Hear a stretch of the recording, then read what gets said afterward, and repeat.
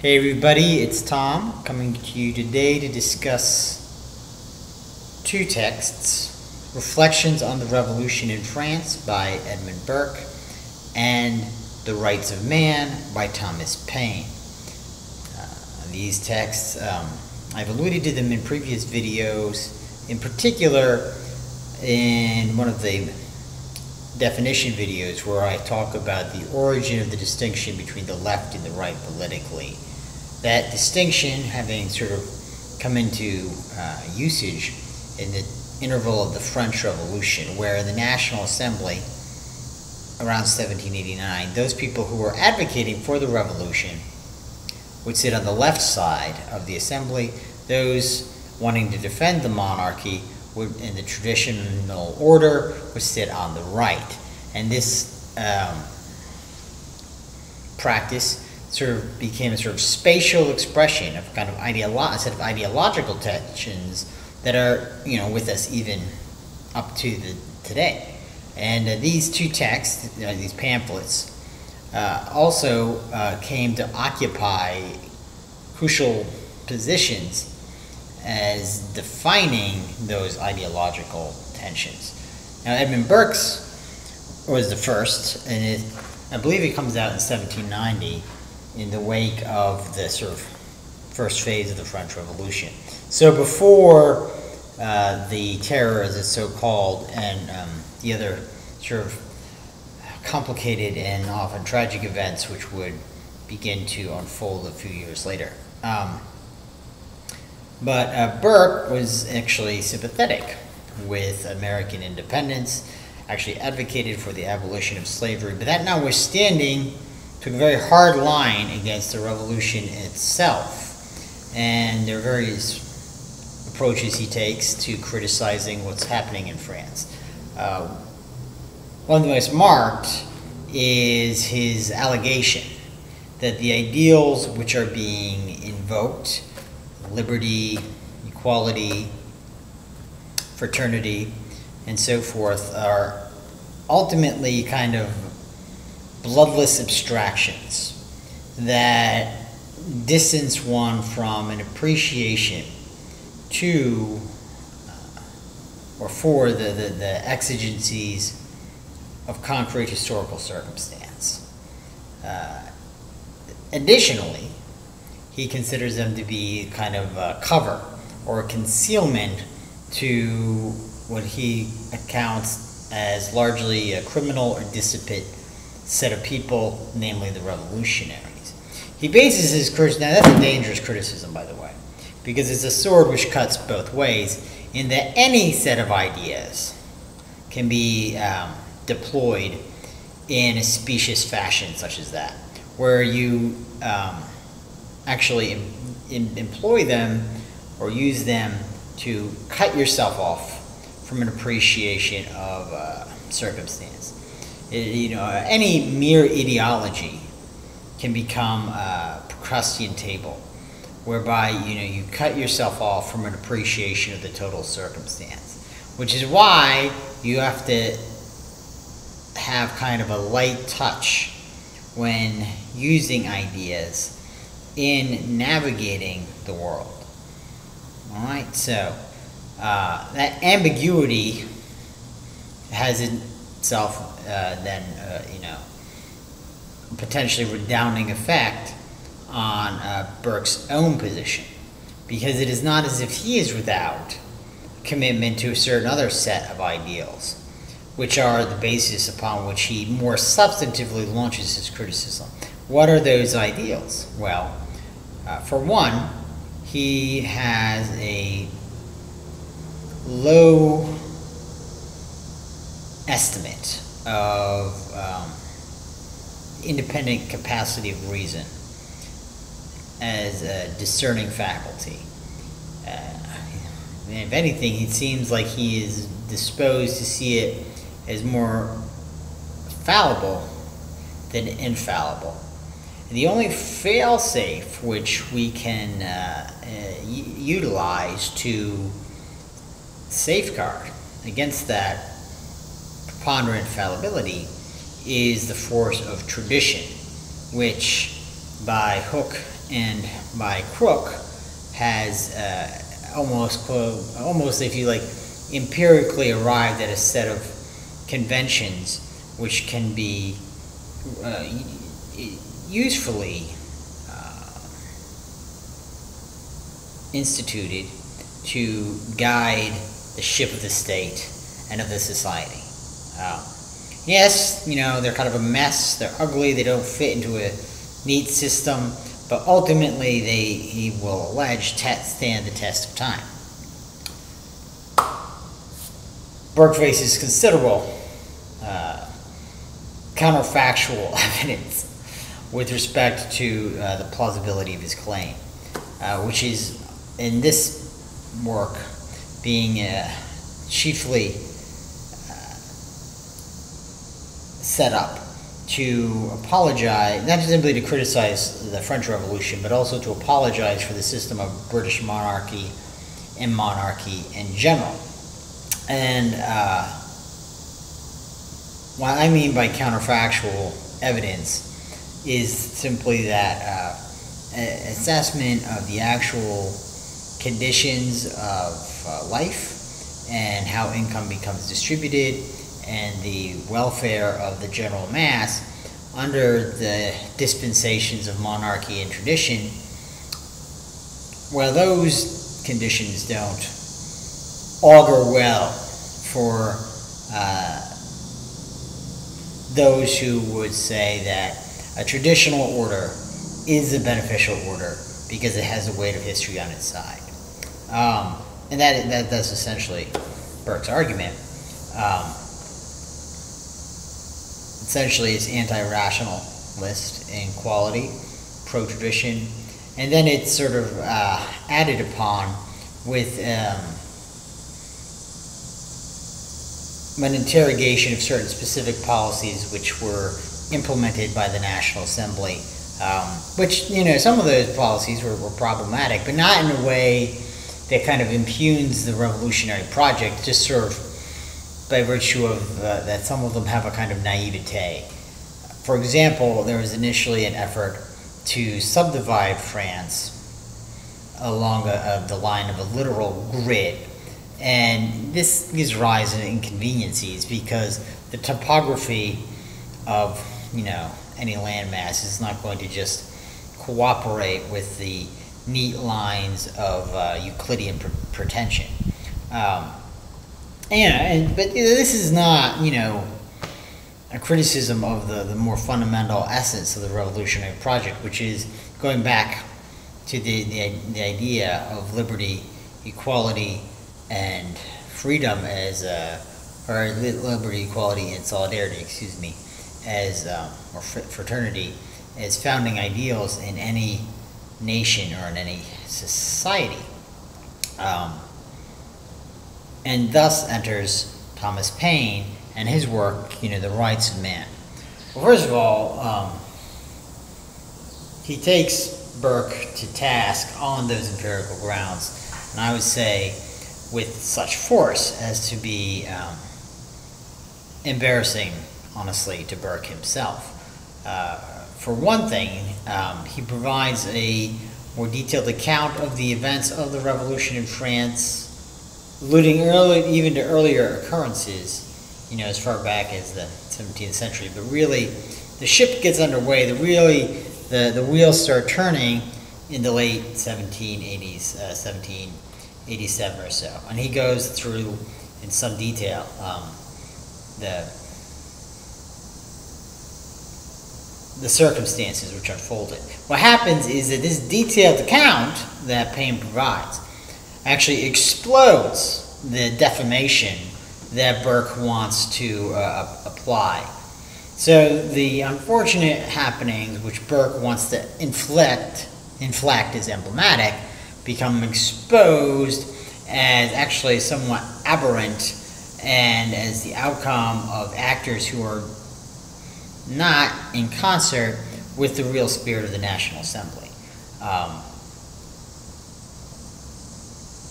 Upon the heels of, looking at how the facts of the matter don't cohere with Burke's account, one is left with the impression that Burke was either deeply uninformed, or misinformed would probably be a better word, or that his own paradigm so constrained his ability to read the events as to distort his apprehension of them. Now, after that, we look and Paine takes up the founding document, or one of the founding documents, the Declaration of the Universal Rights of Man, which becomes the fundament of the French Constitution, and notes how, what that document does is to declare that we can no longer cooperate with the idea that a government by imposition has legitimacy. The only legitimate governmental apparatus is one which is established by consent, and then and ordered in fashion which notes that this consent is never given in perpetuity. It's always something which can be withdrawn. This is actually crucial because in Burke's argumentation, part of the problem with the revolutionary project is that it refuses to respect the pretension of former traditional claims, such that it is held that the present generation is enthralled to the agreements of former generations. And so, and that in virtue of the force of tradition. So it's not within the purview of those of us who are alive to contravene the agreements of those of us who are dead. Those who have gone before and who are no longer with us, but who established agreements, arrangements, affairs in a fashion which they alleged would hold till and through the end of time itself. Of course, as I'm saying this, it just sounds, to me and probably to most of you, as obviously ludicrous. But in the late 18th century, it didn't seem quite that ludicrous. Or rather, it was presented in a way to mitigate the appearance of its absurdity, and by pointing out in these stark terms what's actually happening with appeal to things like tradition. Paine's document, The Rights of Man, had a very catalyzing effect. It stirred lots of people up in England. It was seen quite favorably in France, and his name, proved as such a force with which to be reckoned as events continued to unfold there through the late 18th, early 19th century. And he also played a role, as undoubtedly you know, in the American Revolution with his pamphlet, Common Sense. But I feel like I'm being a bit off track here.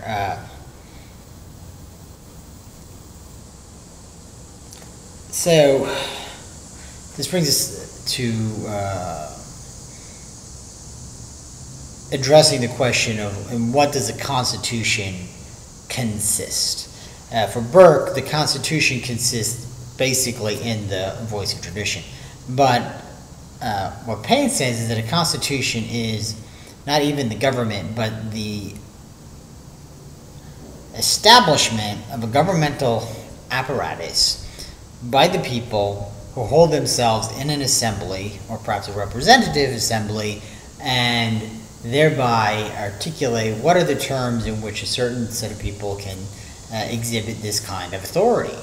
And by the way, they're only allowed to exhibit that authority so as to preserve certain rights which are of a transcendent value. When I say transcendent, I mean that they are not a function of the accidents of personal or social history. And you can take that and you can marry it, if you like, to a more specific frame or tradition, whether that be the Christian tradition or otherwise, But the thesis stands on its own. You can sort of extricate it from mooring, more or less, within particular cultural frames. There's a challenge which accompanies that circumstance, to which I alluded in the Rousseau video, and which I might sort of recap here. The challenge is that the question is begged, or the questions are begged, as to what are those rights and to who determines those rights. And I mean, you know, it's sort of a rhetorical, it's not necessarily, it's kind of, I think, actually a logical inevitability that you encounter that. And, you know, to speak personally, I think that one can, perhaps controversially, appeal to a kind of intuition with respect to the former question, what are those rights? You know, freedom, equality, sociality. These are things that seem to exhibit respect across cultures, though perhaps which of those terms is given the greatest weight will vary depending on those cultures. But they all are endorsed across the board.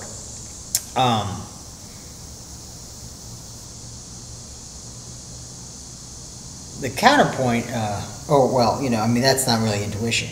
What I was about to say is that the intuition, that this sort of corroborates what I would suggest is an intuition that abides in what it is to be a human being, or what it is to be something like a subject in the world with other subjects, other people who are also sort of situated here in this context, in this situation.